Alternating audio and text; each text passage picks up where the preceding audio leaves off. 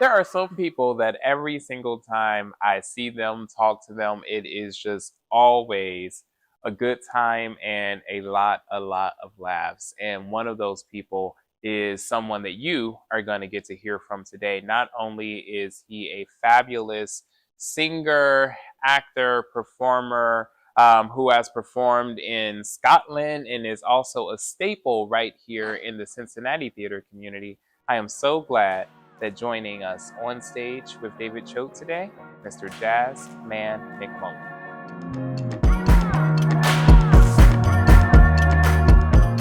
This is going to be a good show. As you can see, we're already launching into the fun. Joining me today on stage with David Choate is none other than Mr. Jazz McMullen. How are you? I am great. How are you, David? I am doing fantastic. You know, you asked me what we were going to talk about on this show, and I'm like, I have no clue, but I just know that it's going to be wild and it's going to be fun. And I feel like we're already launching into it. Exactly. Like the conversation hasn't even started yet. Where are the drinks? Right, yeah. You know, we're still working on our budget here. Should have said something. You know, there's always alcohol in my car. Yes. And I know you've been treated real nice lately and getting costumes made for you and stuff. Well, welcome to a David Choate production. Wait, I have David Choate original costume pieces as well. Okay, yes. Uncle Dre's cape. Hello. This is true. We treat you good. Right. I try. Don't. Yeah.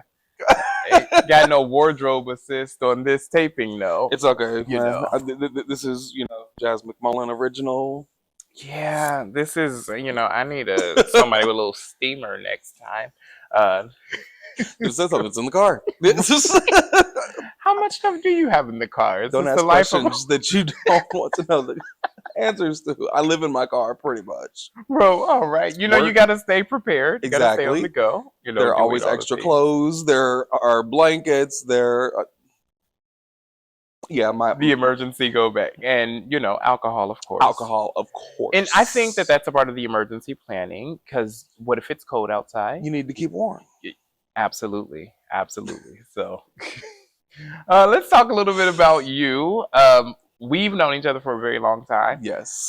Met at School for Creative and Performing Arts. 1310. Yes, 1310, the real building. Exactly. As I call it. We don't. Yeah, we'll save that. Much love, current, but 1310 was where it was at. I don't know if I actually ever told you this story, but I think in so many ways, like you were a part of like me realizing like what I want to do. And I didn't have the language for it like back then, but I remember being in high school, and I think it was Susical, and you were going for Horton, right? And I'm like, it went to another person, but it was like one of those first like moments of like, I think he could have done that. Like, I think I would have liked to see Jazz like in that role. Like, and I'm, I forget who it was, Dylan or someone like, great job and all that. But it was like several instances where like I, even at that age, just saw incredibly talented people and just like admired and was like a fan of people and was like, I want to see more of that. I want to see like, ooh, like, And so like when I finally got to work with you as an adult and like cast you in a role and like see you bring something to life, it was just absolutely amazing. Thank you. So tell us like who you are and what you do and all the things. Okay. Horton is still a bucket list role, by the way. I am going to play Horton. Do we need to do our own production of Susical? Oh. I mean, we could always add Horton to I Dream of Me. What else? It's got a lot going on already. Why not throw in an elephant? I'm here for it. Sounds about right. Stay tuned, ladies and gentlemen. Right. I'm Jazz. I am a local. Can we start there? your government name. Okay, so my government name is Jazzman. Yep. Jazzman McMullen. Thank you. Because that's so much better. To clarify, my government name is Jazzman. Jazzman. Man. Did your parents know that you would have the musical theater bug? It's like, no, they wanted me to play sports. Like, oh, really? Oh yeah, I played baseball, I played football. I feel like your name is so fitting to who you are. Like, they should have known. You can't name somebody Jazzman and then be like, go get hit by people. Yes. Like, what did you no? What did you want from me? You set me up Exactly. for this. Right, like, I was meant to be on stage with David Choate. Come on. Have we ever actually been on stage together? Like, have we performed in a show? I don't know. Cinderella. Did you do Cinderella? Because you were stage managing back then. Yeah, I was either always like stage managing or. Were you in Ragtime? No, I was stage managing Ragtime. Yeah. Jeez. I don't know if we have shared this. Whoa! Stay tuned. But go on. Oh my gosh! Wow. Right, I'm like, I am taken aback. Yes. But go on, I interrupted your intro. But no, like, I've been performing since I was 5 years old. Like, my dedication to performing, I did my very first performance, Vacation Bible School. Come on. The age of 5, the night that my great grandmother died. Wow. Like, wow. We found her dead that morning, and I was given the option to perform or not. And I was like, she would want me to. Wow. Wow. At 5. At 5. That's incredible. And I have not missed a performance. Ever. Wow. I remember doing Memphis, and it was for Loveland Stage Company. Mm-hmm. It was the first time I did community theater. And my great aunt passed away during the run of the show. And I was like, well, I can't come. And they were like totally understanding. And, you know, there was like, of course, the one obligatory text of, you know, if you change your mind, which at the time I was just like, I can't go, you know, on stage and perform. But I remember having that feeling of like, I need to do something. Mm-hmm. And I felt that same, like, I think she would have wanted me to. I remember when I walked through the doors, they were like, there was this poor guy just trying to learn all these lines. You know, they were like really trying to figure out how they were going to make this show work, Mm-hmm. you know, because, you know, sold out audience and everything. But yeah, that was tough for, I think I was like late 20s or very early 30s. So I can't imagine a 5-year-old. Like, I don't, like, I've always had that, like, I'll be late to work, but I'm not late to rehearsal. Priorities. Like, I don't know what it is. Like, Mm-hmm. it's because stage is home. Yeah.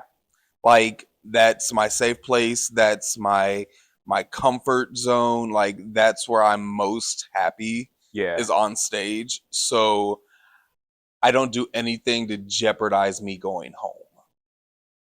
That's powerful. And on that note, I feel like that is a good moment to take our first break. We'll be right back with Jazz on stage with David. Still to come, on stage with David Choate. Mm-hmm. And I also had some amazing experiences that I didn't expect to have. Yeah. Taking those, you know, those gigs that I probably wouldn't take today.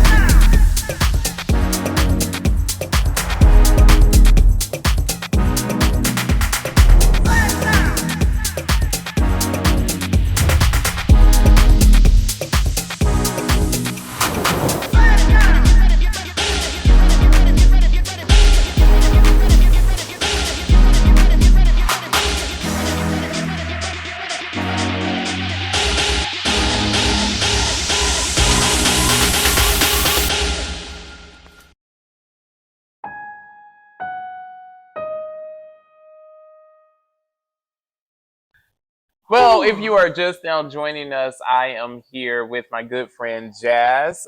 We are back on stage with David Choate. I am so I'm still taking in that last bar you just dropped. You know, stage is home. And I'll never let anything keep me from coming. You making fun of me? You know, everything's gotta be a show. I mean, you know, you gotta, and it flows so freely, yeah. It did. Yeah. Like I meant that. Yeah, and I know you did. And it's like the most frustrating thing because it's like to be like my friend, as you know. It is like we just be like in that place, and people be like, "You always try to be so just deep, dramatic, like for just no dramatic." reason. I'm like, I meant that. Like, wait, I couldn't have written that if I wanted If to. I would, and believe me, I've wanted to. Right. Like I have tried for that line, and it wouldn't come.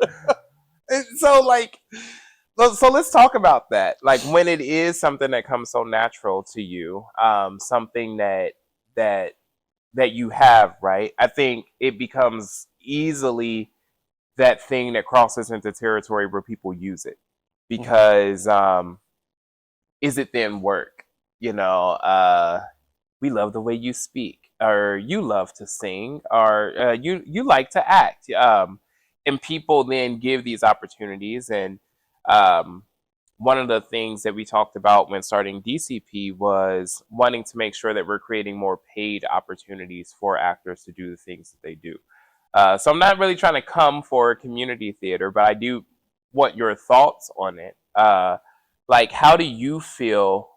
Well, first, let me ask, because I don't want to make the assumption. Somebody comes, they see you, a venue like the Aronoff Center, anywhere, they see you up on stage performing in the city.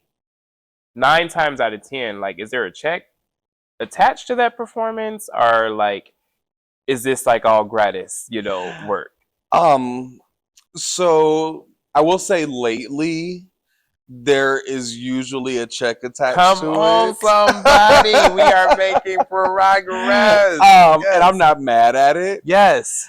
However, I am perfectly happy getting on stage, performing for the joy of performing. Yeah. If it's something that I really care about. Yes. Yeah. Now, there was a time, you know, when I was a young performer who like would take roles just to be on stage. Right. Things that I didn't really have a passion about, stories that meant nothing to me. Yeah. You know, but hey, somebody asked me, somebody offered me, so I have to take it. And do you feel like that was necessary? At the time, I felt that it was. Because, you know, you got to pay your dues. Effie, wait your turn. Wait your turn. Yeah.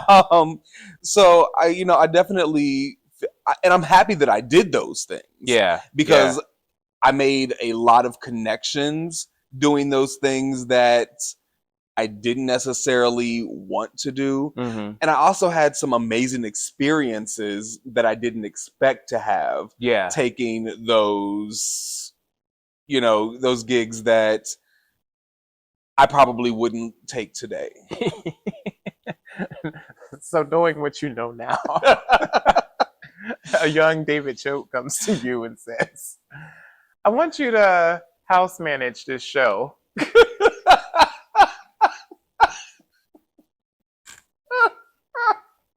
Do you take the gig? Knowing what I know today,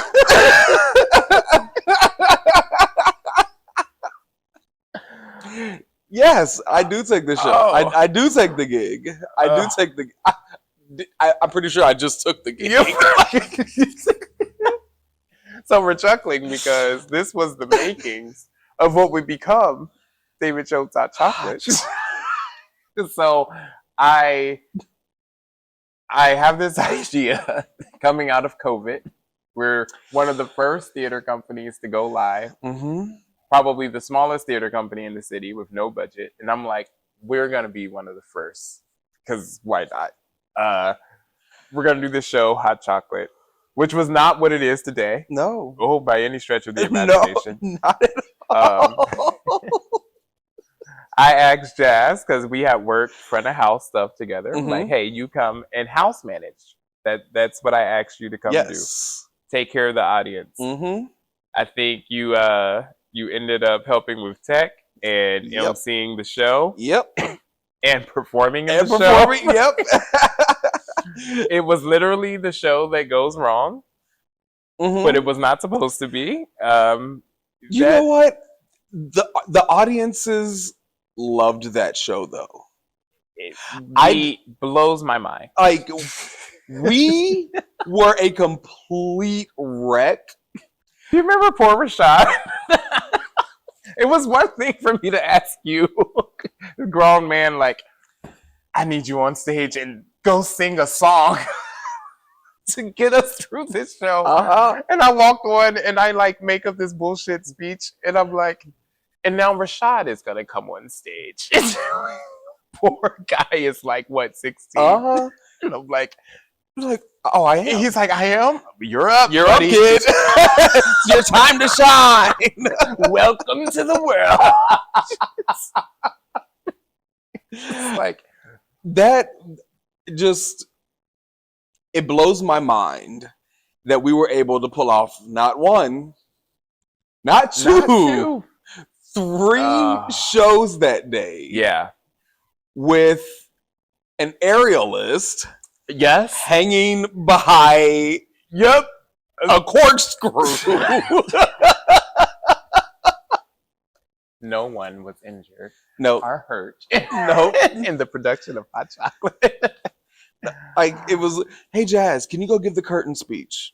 Okay, sure, I can do that. So, can you give us an A and B selection? Can I incorporate the curtain speech in that selection? And that's what we did. Why the hell not? You sure did. During the instrumental break of the song. We did the curtain speech. I gave the curtain speech. Yes. And I'm like, I can work with this man for real. Actually, I think I have used that tactic a couple times. Yeah, I think it's brilliant. I think it's brilliant. And I think that we're going to see it baked into, some type of experience this season. Like, yeah, we've come across a lot of gems on our way. It wasn't something we intended to do, but man. But it works. But it works, yeah. If you can make it work, hey, I'm all up. Make it work. And the only way I can make this show work is by taking breaks, because apparently we have to pay some type of bills around here. So we will be right back with Mr. Jazz McMullen. Don't go anywhere. Still to come, on stage with David Choate. You have to. Your heart has to be in it. You have to be on stage because you love to be on stage.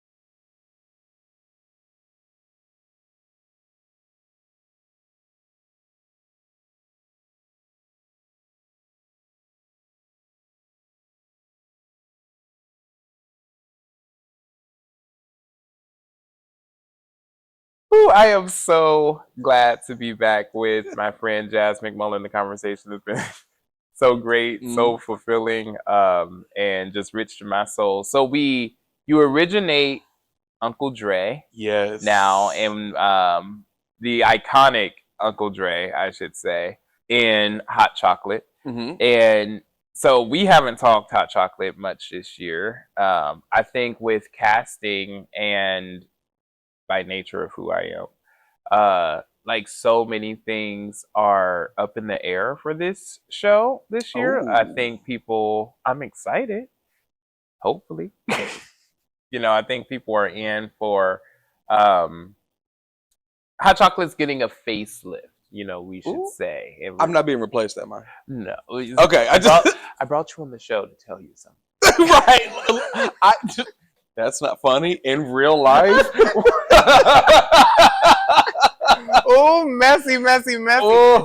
That could get us the viewership. Like, I've just made a decision. They just fired Uncle Dre on live. But I'm wondering though, like, how much of that original stuff has to be. Because I'm like, oh, if the story went this direction, would we still sing Deck the Halls? And I'm like, what is Hot Chocolate without Deck the Halls? When it's been a hard year and you don't know what to do. Talk to us, talk to us. And it seems Christmas joy ain't made its way to you. Uncle Dre, everybody, Uncle Dre. Yeah, and then, like, I feel like there are those things that are iconic, and it makes me feel some type of way because I feel like out of this shit show that we did in COVID, birthed this thing that is now a part of the fabric of the city and like people's tradition. Yes, and when that song comes on, like there's a crowd of people who know those lyrics and chime in, and I'm like, well, I don't want to mess that up. So I'm like, how does it feel for you to, like, do you feel that? Do you see that? And if so, like, how does it feel to be a part of that? So I don't necessarily feel that from the audience. Mm-hmm. I feel it from the cast. Yeah. Because I come in later in the rehearsal process, and it never fails when I walk through the door and the cast, sees me for the first time, and that, the track hits, boom, like they go crazy every time. Like, yeah, the kids lose it, and that is like, mwah. It's those moments that I wish we caught on camera more, or there was some way to show like what's happening though, because the same thing happened with I Dream of Me, like that rap track. Oh, like it's the fact that there was never supposed to be a rap in this show.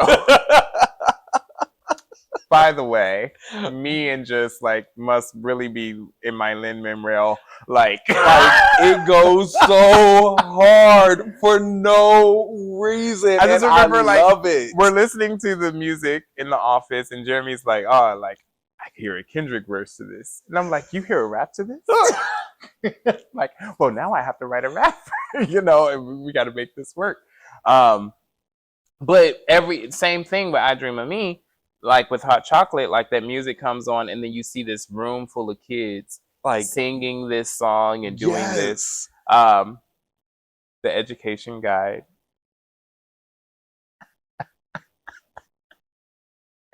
Can you give us a little bit of the education guide? full PBS. Full PBS special. I still have not seen that. Not seen that finished product. Oh dear. So like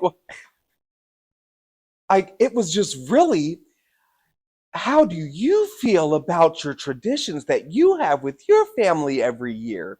Is there something that you do that you love? It feels ridiculous, but it was beautiful.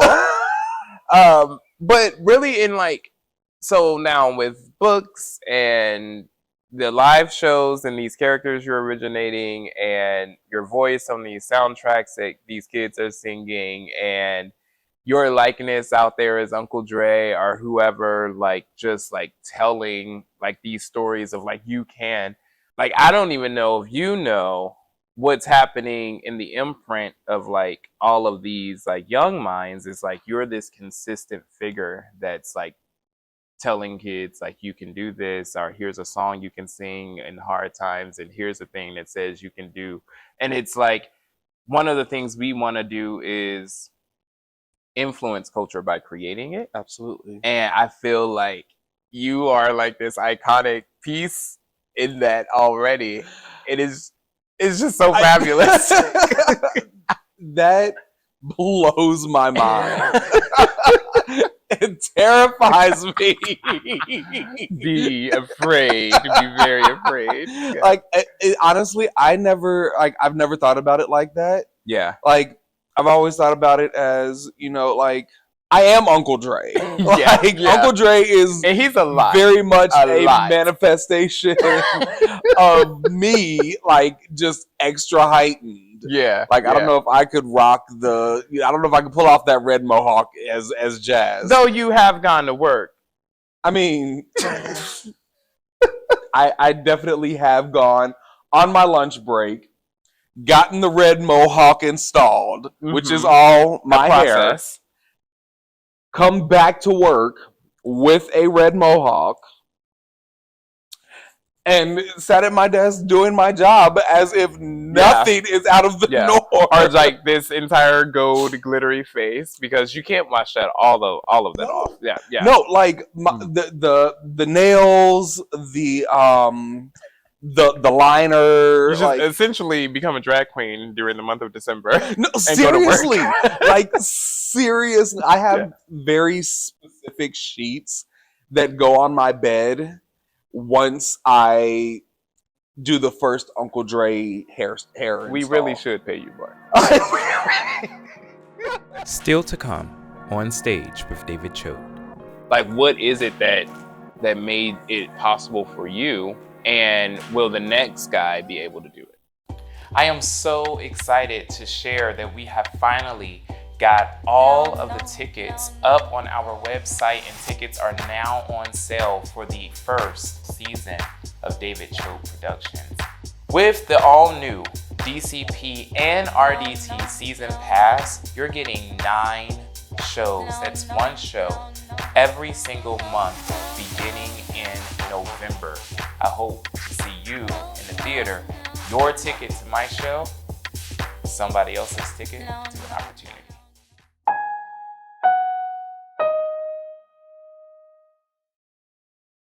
What do you tell to the young Jazz, are the current SCPA kid that, poor kid ain't got nothing better to watch on YouTube but on stage with David Choate.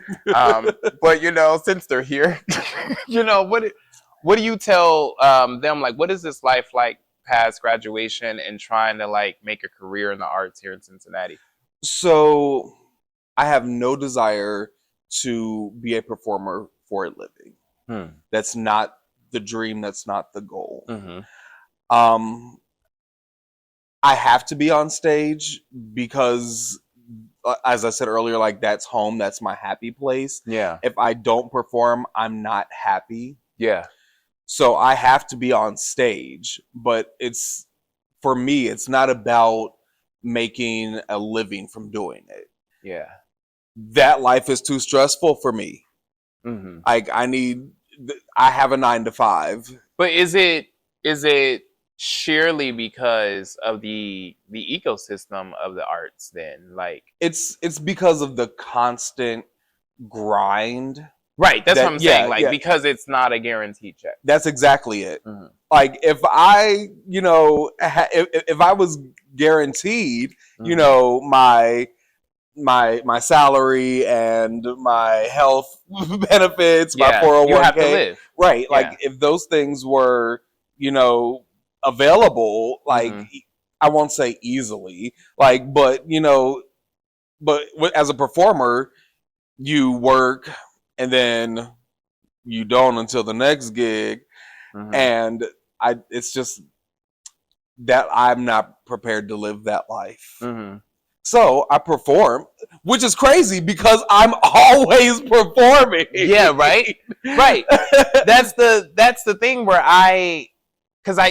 there are certain people that I see on stage all the time, and I assumed you're an actor. Like in my mind, like that is your profession because you're always doing it. And then I remember it being a shock to me when I would meet certain people and realize like, oh no, you like work 40 whole other hours, like somewhere else, or sometimes 40 hours and some. But then somehow doing these long rehearsal processes and showing up, after work and learning these lines and doing really good work, singing and things that people have trained. Some people went to college for it, like all of this. And it's like, and you don't get paid for that. Like it's You do it strictly for the love of doing it. mhm. And I think that's the message Yeah. for the kids is don't do it because you have to hustle. Do it Mhm. because it's what you love to do. Yeah. Like if you do it, if you're on stage for the attention, if you're on stage for, to make a living, if your heart isn't in it, one, it shows Hmm. and can take the audience completely out of the magical world that you're trying to build. Like if you have to, your heart has to be in it. You have Yeah. to be on stage because you love to be on stage. And if you're not, a lot of the times, unless you're really a great performer, Mhm. people can tell. Yeah. And I think that other piece is when you're on stage, you are like all of you are on stage. Yes. And what has that been like? Like, do you feel any of like the judginess of just people, right? Like anything from evaluating your performance or not everybody's gonna love it, you know. Feedback, good and bad, or even times like there's times we go out there and we go like, that wasn't my best, you know. I gotta own that one, you know. Yeah. No, And then absolutely. there's the other side of things, as far as like color, as far as just any number. Like what's that been like for you as an artist? So, I mean, I'm a big boy. Oh, cool. I'm a big fluffy man, and I think that it's great that I've had the opportunity to play some of the roles that I have. Why do you say that? I've gotten to play roles that wouldn't necessarily, that a person that looks like me wouldn't normally be cast in. Yeah. Like I played Jimmy Early in Dreamgirls. Yeah. Now, when the last time you saw a big old hunk of man hopping around the stage as Jimmy Early? Yeah. And I played Curtis in Sister Act. Yep. You know, so like, he's the bad guy. He's also one of the lovers. Yeah. Like that's and not. Hollywood has this perception, and theater, like if you're the lover, if you're like that central male character, a lot of times like they are this cookie cutter, like they're your what you would they meet the typical beauty standards for men. Yeah. They're lean, they're muscular. I am neither of those things, but I'm a badass performer. Hey, come on. I said, have you seen this hair and these eyes?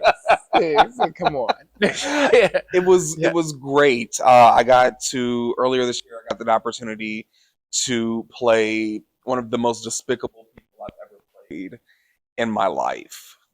Oh, I was there for that. You were there for that. Oh yeah. I said, ooh. He was so an asshole. Horrible. And it was purely on talent that I was able to get that role, because I was not what they were looking for. So do you think that there's a shift in the industry, or do you think there's a shift in the climate here in Cincinnati, or do you think that you, with your talent, your tenacity, your like getting in there, like what is it that made it possible for you, and will the next guy be able to do it?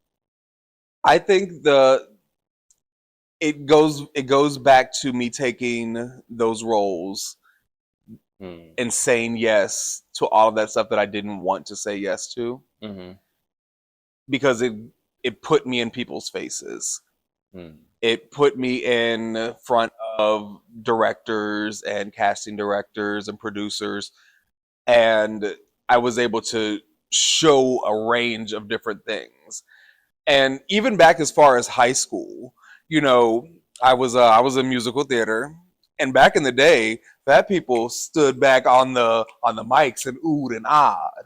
To say, You don't get to do the dance break. Yeah, you get to do the dance break. That's not what the big people did. Mhm. No. But I never oohed and awed back on the mics. Like Yeah. I was out there on the floor dancing along with the rest of the of the company. Yeah. Like that Yeah. was the Which makes me think of Hot Chocolate because, this is not a musical, right? Like it's a whole ass ballet company that does Hot Chocolate. We just happen to have musical elements. So our dance break is inclusive of like this professional company like doing, and Jazz is like, oh, I'm gonna do this dance break. And I love you gave us that good like 5, 6, 7, and then you walked right and on. then, I know my strengths. It. I know my weaknesses. Now Yes. I'm not gonna. You're not gonna get a whole lot of me out Right, here. but With all you these gave us some professional counts. You dancers. gave us some Right. counts. Yeah. But I'll give you a good 5, 6, 7, 8. With these knees, they ain't as young as they used to be no more. Yeah. Hey.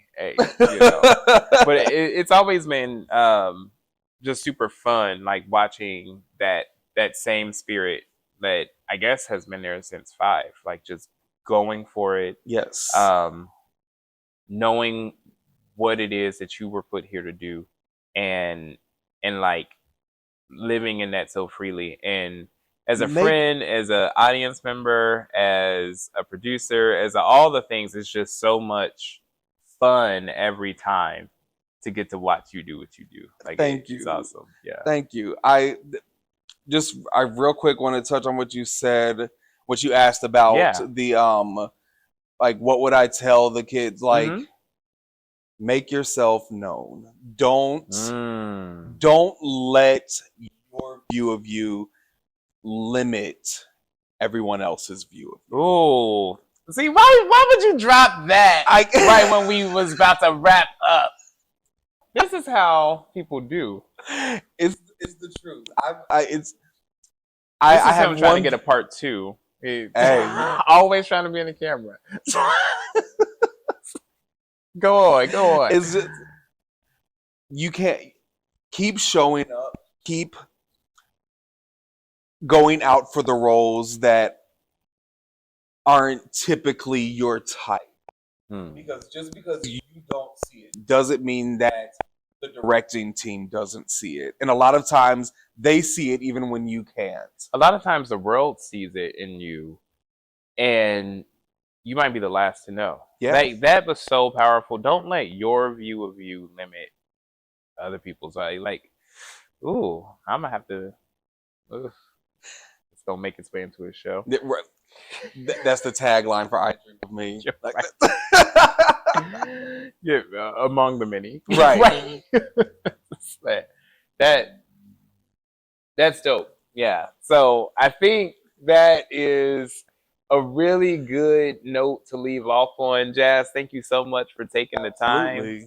It is always so much fun. I'm glad that you guys got to see a sneak peek of what it's like just for us being our silly selves. Yes. This is what it's like. Be sure to check out Jazz and any of our upcoming season performances that he will be in this year. But until next time, thank you so much for being on stage with David Choate. I am super excited to have had Jazz on the show. If you didn't take anything else from our conversation, I really hope that you locked into that last thing that he said. Don't let your view of yourself limit what other people already see. So many times we see the greatness in you. You bring it every day. It's a part of who you are. The only person that really needs to see it is you. So believe in yourself, know what you were put here to do, and go for it all. Until next time, it's been a pleasure having you on stage with David Choate. Thank you.